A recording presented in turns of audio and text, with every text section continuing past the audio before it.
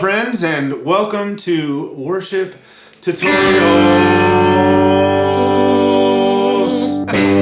Hey, my name is Brian. Bradford. We are going to talk to you today and demonstrate for you the new line of effects pedals for guitar players from Universal Anybody Audio. with taste and a brain would want these. You could use these for all sorts of things, You could use them we are guitar players. For your Zoom conference calls. That's right. So we have in front of us on the camera that you can see the Golden Reverberator, which is their reverb pedal, the Starlight Echo Station, which is the delay pedal, and the Astra Modulation Machine. And Bradford is convinced that they use the Sega logo. I mean, it looks just like the Sega font. It's close. Sega.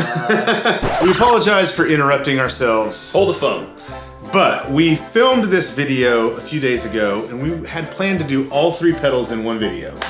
And as we were editing the video, it turns out it would have been well over an hour long, which is crazy for YouTube. But not even surprised even a little bit. That's right. As you will see. So we decided to break this thing up into 3 separate videos, one for each pedal. This video is on the Golden Reverberator. So if you find yourself on one video and you want to watch one of the other videos, the links to the other videos are below. And you should. And you should. All right, back to the video. We're going to show you some of our favorite sounds. Yeah. We're going to talk about how you use these things, what makes them great, and we're going to show you how we would use them in the context of the music that we play. This is Worship Tutorials. If you're new to the channel, we are a channel that is sort of designed for church players, praise and worship. Before we get into this video further, we do want to say a huge thank you to our friends at Universal Audio and at Vintage King. Yes. They are the ones that made it possible for us to have this board that you're seeing in the shot, which is super cool. We've discovered that we do love the Green Rhino and the JHS Cheese Ball. This video is not about those pedals, but they're really good. Use them. You're going to hear them in here. So really what you're hearing are these 5 pedals running into... You ready for this? 2 amps. We're using amps. Real amps. Real amps. We're almost there. On the left side is a Tyler, well, it'll be your left side, Tyler HM30. It's basically their take on a matchless DC or HC30. And then on the other side is a matchless Chieftain. So we do have a matchless Chieftain going in there today. That's what you'll be hearing all throughout the demo. The HM30, the Tyler, is running through the Universal Audio aux, using It seemed appropriate. an AC30 silver, like an AC Silver Bell, their model of that speaker. And then the Chieftain is running through the 2 Notes Torpedo Captor. Is it Torpedo Captor X? It's 2 Notes Captor X, which is a load box IR player and speaker modeler thing. We're using IRs of the matchless cab that we made that came with the Chieftain. All right, Bradford, let's talk Golden first. Let's go reverb first. The Golden Reverberator, we have set this up in the way that Bradford or I each would use this pedal on a board with a more subtle reverb, although not many of these reverbs are that subtle, we've discovered. So we have a spring reverb that would be sort of like our always-on normal reverb type sound. And then on the preset switch, we have a big, huge hall reverb. And that's all you do. It's interesting, because you could either, if you hit on, it goes to what the settings on the pedal are. Yep. You don't have to hit on It's like what to you get see the is what you get. preset. You can just hit the preset. So like this. Yeah. So now that's the preset, and you hit it again and it's off. You don't have to go on and then preset. Now if you are on and then you go to preset, it does switch. They're basically like 2 bypass buttons. It really is. is. What they really yeah, are. it really is. But there's other ways you can utilize them on other pedals, I guess. So let's just hear them. Bradford, play a little bit. And Well, here's just our straight signal. yeah, We were talking about how without great any- it is. Yeah.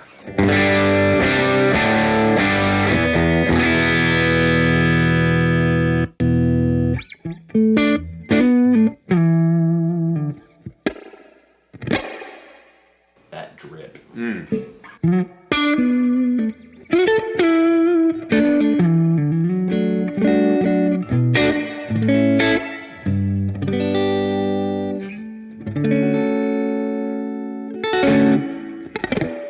I will make a statement up front and say I have never really liked spring reverb. I like that spring reverb. I think it's probably because it is so hard to emulate. Yes, spring reverb is not an easy thing to do. Yeah. And spring reverb, So I've read, like I've a never spring tried. tank in an amp, right? So we have like the Princeton Reverb over there is a great example of an amp with really great spring reverb. Actual spring. Now, this one is modeled after a vintage reverb tank out of a Fender amp. I can't remember which one, but you can go to their website and look that up. Now, this is the algorithm. It's on spring. Now, for every algorithm, you have 3 different options. So they have 3 different types of spring.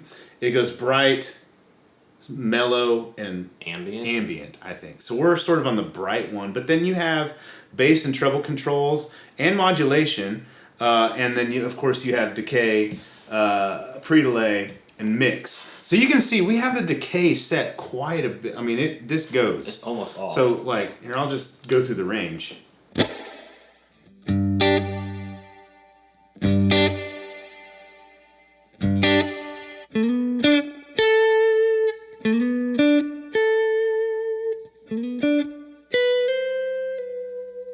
So now I'm going to switch between this more subtle spring reverb and the preset hall ambience. This is going to be good. This is the moneymaker right here.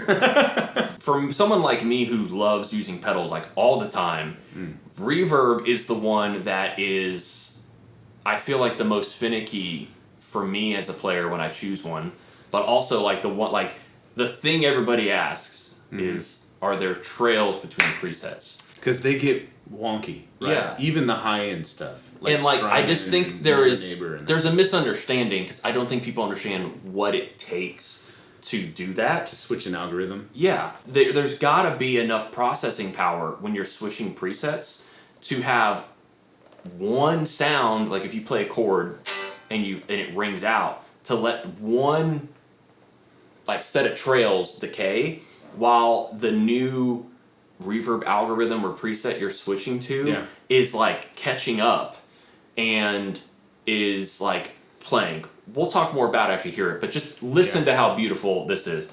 I think in order to hear it, we need to go from like the big to the small. That's the best way to hear it. I'll go either direction. So we'll go small to big, back to small. How about that?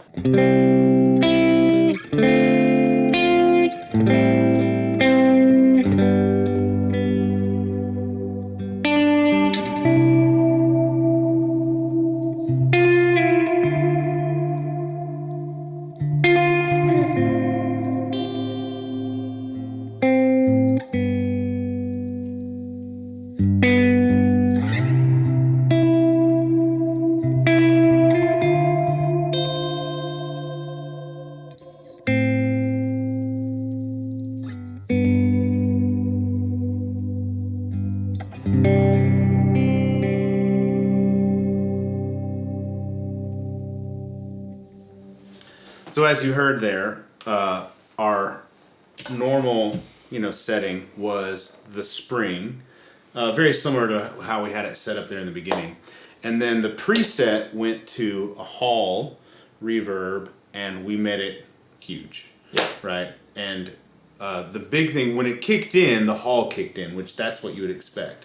But when we went back to the spring, the hall, decayed. Naturally. At the rate that it would have if you just turned it off. Almost like your signal is going straight through a path, and it can go to the left to the spring or to the right to the hall. Yeah. And then you just turned off the way to the hall, but there was already signal, and so it just kept going. So it doesn't. Yeah. That's weird, but that's how I hear it. Yeah, and you'll really hear it when we demonstrate that on the delay, because you hear the repeats from one setting, and then you hear the repeats of the other one at the same time. It'll be more switch. The verb will be more dramatic when we show you reverb into the delay into the reverb.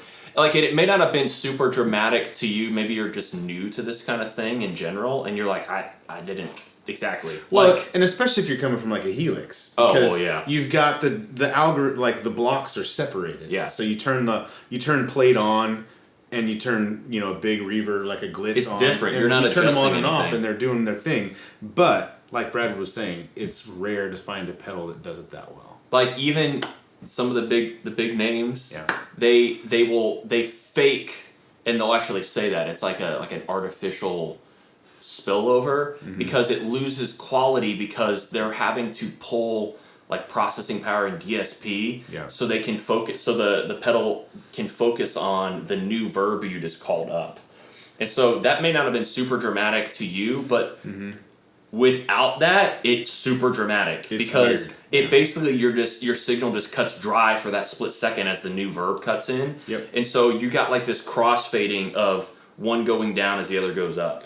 All right, I've got the manual here. Let's talk about the algorithms that you get. So usually when you get a high-end, like this is not a cheap reverb pedal. This is what, a $400 reverb? Yeah, about $400. When you get a pedal like this, you expect to get different sounds, and you expect those sounds to be pretty good.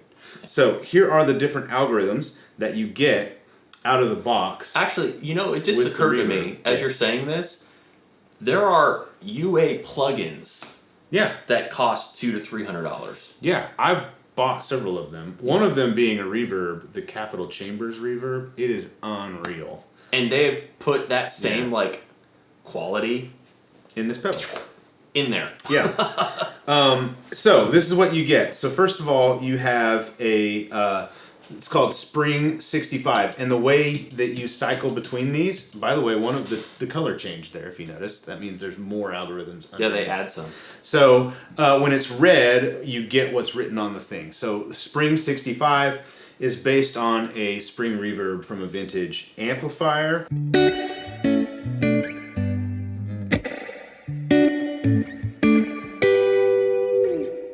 And then each reverb algorithm has 3 different types. So these are like individual algorithms within the algorithm, I guess you could say. A for the spring, A is bright. B is smooth. So a little warmer, a little smoother, and C is ambient.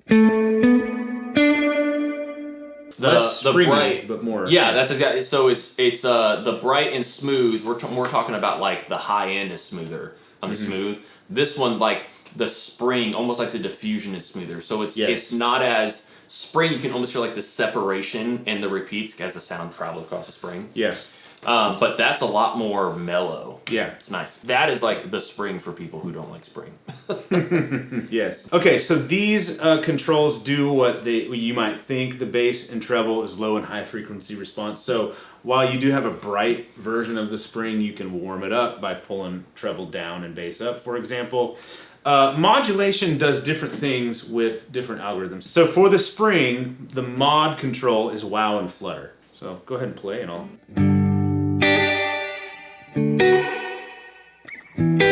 It gets kind of gnarly.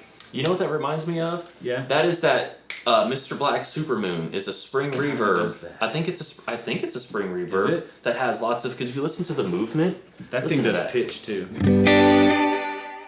This is fast. You can't, but wow, that's interesting. All right, so that's the spring. So you get a lot of different options there. The one thing about that to me is how realistic it sounds. It sounds like a legit spring reverb. Yeah, on a more, that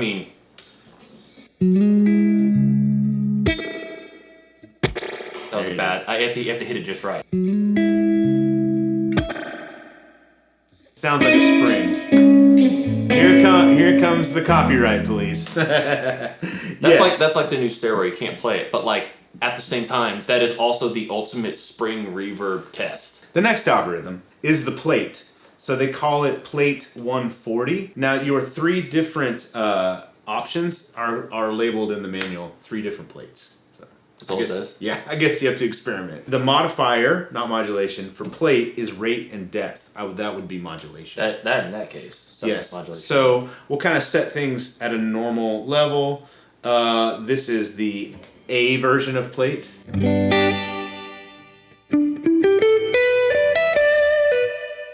Plate is one of my favorite because it's so smooth. See, that's what I would use Hall for personally. Yeah. But it's got the shimmering sound and it can of a plate. Bright. So you can EQ that. Let's do it.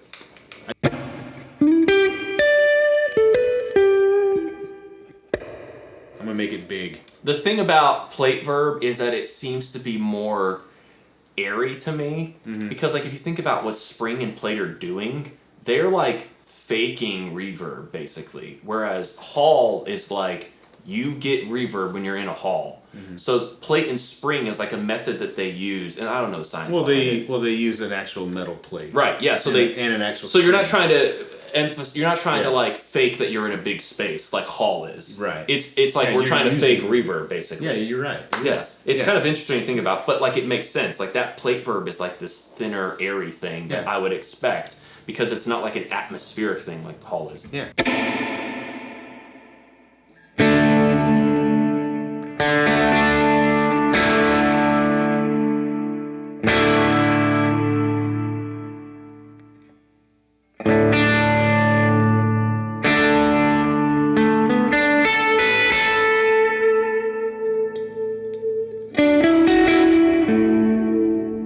Much darker. Yeah, more mellow. C is way more mellow, but kind of like has more movement to it. Like it seems like it's darker, but it almost seems like it's like a thinner sheet of metal or something because like it feels like it just like across it feels like you can hear the material moving around. That's exactly it. That's legit. That's cool. We've messed with these, but I don't think we like not even this intentional. So yeah, we wanted to save our reaction to have it with you guys. Except I immediately dialed in a huge hall verb because I couldn't. That's what you do. That's what I do. All right, let's stay here. Well, no, let's go back to A because it was like the more pristine one, and like dial in some mod.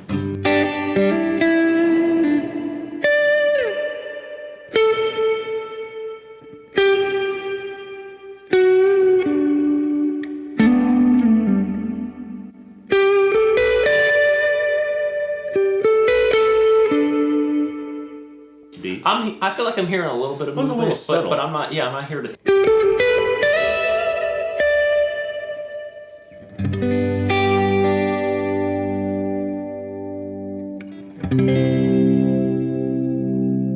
It's more like it feels like chorus. It kind of feels like chorus, like it's on the dry signal more. Yeah. It's like copying a chorus tone. Almost. Yeah. What if you went 100% mix on this? Now that we.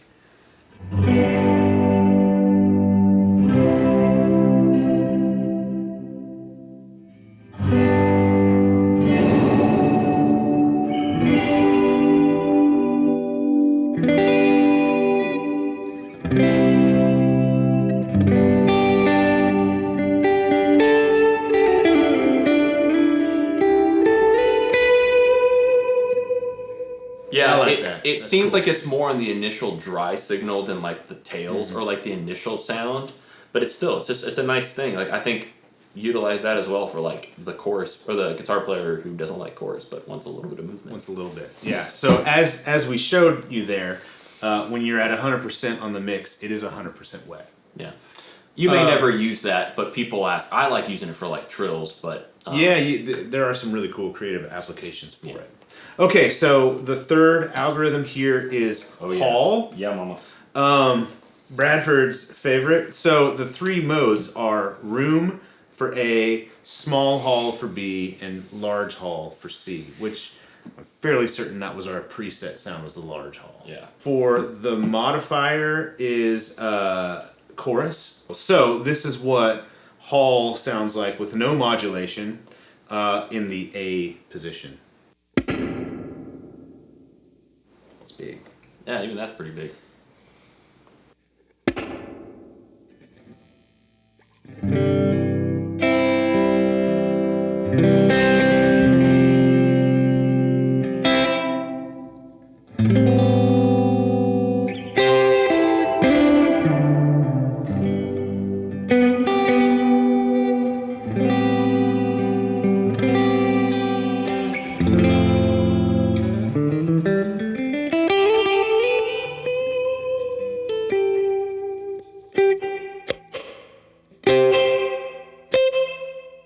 That's a secret. Pre-delay makes your verb sound bigger. Pre-delay also lets your initial attack come through, so you get the reverb poof, and then you get the attack as well. So it's like it's almost like it helps with clarity. It's almost like like a little ducking in a way, but it's not. Ducking is basically when you just stop playing, is when everything swells in. Yeah. That just gives you some room to attack the notes, so you can like have big verbs without making it impossible to hear your new notes. So that was room. This is small. That's what the knob's exactly the same. We just swapped the.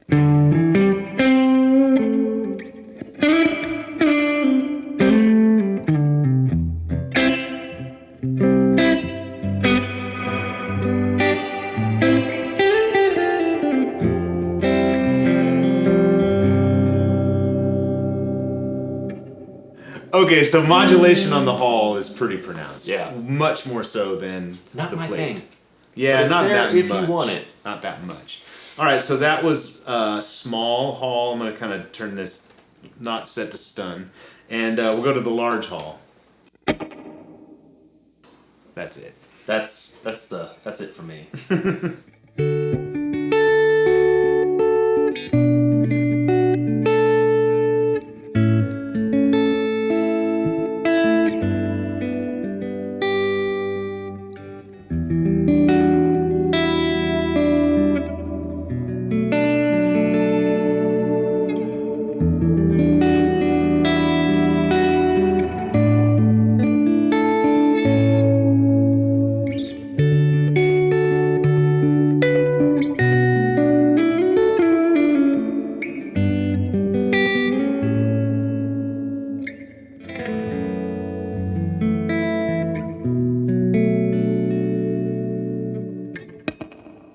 That's nice. Now, if Sorry, you thought I forgot y'all were here. if you wanted to save this sound as your preset and then go back to a more subtle thing for your normal, super easy. you press the store button, you pull it down, and wait till this light flashes. And Oh, it's that's done. what you do? That's all you do. You just hold it for like 2 I mean, it's seconds. still easy, but I was thinking of something else. Very easy, yeah.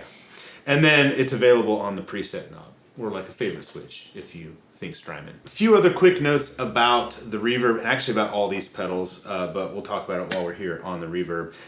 You noticed we went through the 3 different modes on the pedal that are labeled on the pedal: Spring 65, Plate 140, Hall, what does that say? 234. Now, if you push this again, the light turns green.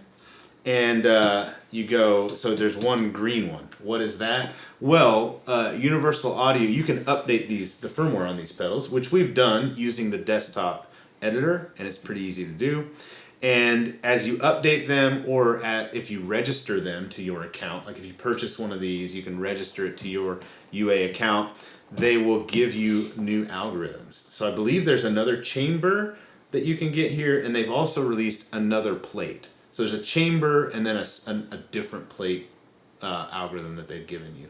And then you'll know that you're on them when the light changes color.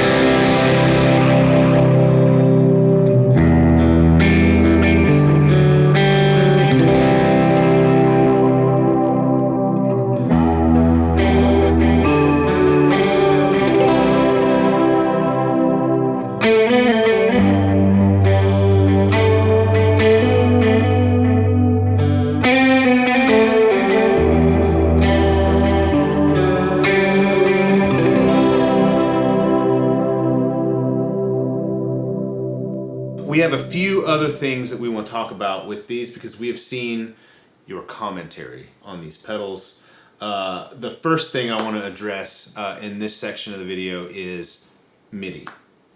So what we have heard from many of you on comments, because we uploaded this, like a preview of this on our WT Tone channel. By the way, subscribe there if you haven't. Yes. And we've seen it in all the the Facebook groups and things like, why would you? I think these are like $3.99 each. Why would you spend $300 or $400 on a pedal that does lots of different sounds, but you can't control with MIDI? And we asked Universal Audio about that. The first thing that I will say is there is USB-C on these things. So and I have heard rumors that not officially from UA, but I've heard rumors that MIDI might come to these pedals eventually, especially with the advent of MIDI 2.0. Yeah, MIDI 2.0 is gonna start implementing like different plugs. Yeah. The big 5-pin plugs are been around for like it was the first MIDI. It's been around for years, like 80s, 70s, something like that. 80s, yeah. It's been a while.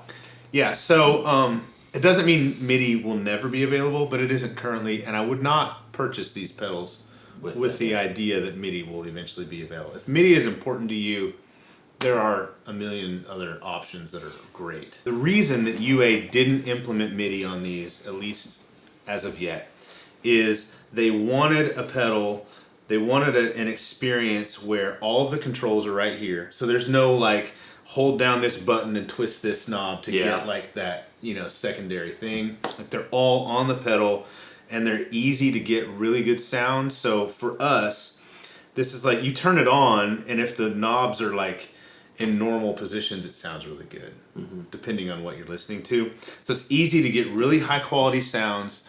The knobs everything is accessible. There's no screen, there's no hidden menu. So if you hate those things, these pedals could be for you. Yeah, literally like what you see there is like... Yeah. The ease of use, especially for the Astra and the Golden, the way that you have two sounds, like easily accessible via the two switches, on and off, basically is how it works. And the way that the implementation of trails with the reverbs and the delays, so smooth.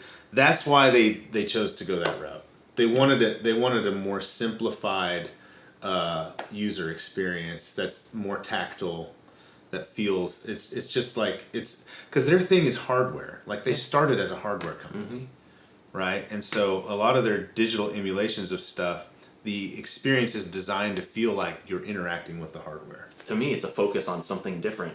The algorithms in here are like, not much can touch or come close to like how great these all sound to me. So let's transition now to talk about, so we covered the MIDI thing.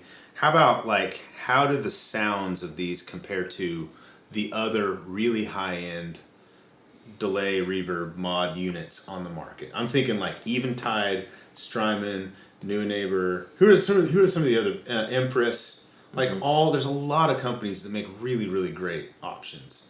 How do these sit in that field? You have more experience with those than I do. I think, like I said, I think the focus on those pedals are to be, like, to sound great, but to make them very flexible for the user. So there's all these things that are implemented so they can be the most flexible they can be, and so the user can get everything possible out of them. Not that they're neglecting to work on algorithms, but it's clear that UA was like, we want to give... Their focus is the sound. The sound. Like, we want these algorithms to sound amazing. And then anything else we can figure out how to fit in there within the realm of things, like, we're going to do. And I don't know, that may bother some people, which we've seen that it does. But you should... The thing that you buy should be based on what's important to you. Yeah. Right? So if a delay computer that does everything and stores every preset and can be recalled with MIDI is important to you, then the Empress or the Timeline or like any DD500, any number of things is for you. I think we made a couple statements along the way that are telling. Like with the plate reverb, we both were like, you can actually hear the physical like plate move, like you hear what you imagine the plate moving is. It's like you can hear that. Yeah. That is not something that happens with just any reverb, plate reverb pedal, or plate reverb period. Yeah. And I think that talking about the reverb, like the density and the richness of it is something pretty special. And I've experienced it a lot in a production environment using their plugins. So I kind of knew what to expect out of this, and it delivered. And the same goes for the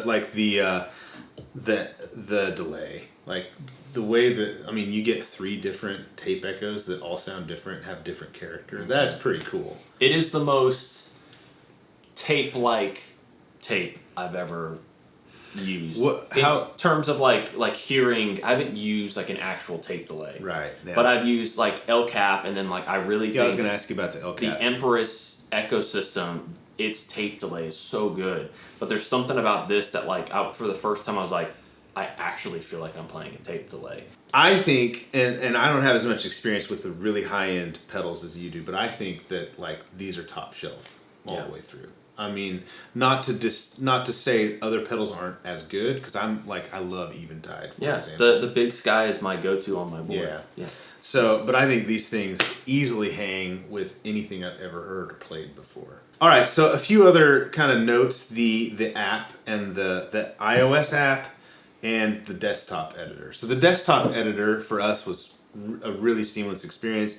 You just go USB out to your USB-C out to your computer. And the only thing it would really did at this point was register it to your account, which gave you the free algorithms. That was really quick and easy. It was like, register done, they're in the pedal. And then there they were. And then updating firmware. And so there have been a few firmware updates along the way. And so these are updated. They just recently released the iOS app, which I have here. I'm not exactly sure how well you'll be able to see this on the video, but this one gave us a few headaches connecting to. We were eventually able to connect all three pedals and modify them. Really what the app does, because typically like if you're an H9 user and you use the app, like you have access to everything. Yeah. That's not what these do. That's another point. Yeah. That was the point of creating the H9. That's the reason the H9 exists. Yeah, that was like, we want to create everything in one. So to belabor the point, yes, but come back. Yeah. So like this is the delay. We showed you this earlier. Like all you can really do is turn trails on, turn the preamp coloration on, and then change the function of that button. Yeah. So the app is just used to do like sort of, you set it once and you're done. Yeah. And that's it. Which is nice because some people don't want to have to go into an app to change their pedal. They want to do it right here. And like, I'd say most. I think part of the reason why it makes sense on an app is because I could see that that's probably something that somebody wants to change, or like at rehearsal or something, and they're like, I don't need this, or I want to fix this real quick, or I'm realizing in the moment, and so that seems different than.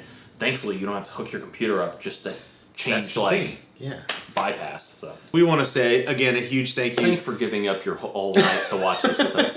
To Universal Audio and to Vintage King. If you want to learn more about them, we'll have links below to both places. UA's website, specifically where you can learn about these pedals, and where you can purchase them from Vintage King. Thank you for watching. If you haven't subscribed yet, please do. That is the extent of our outro. We'll see you in the next one. Bye-bye. Bye. Tutorial!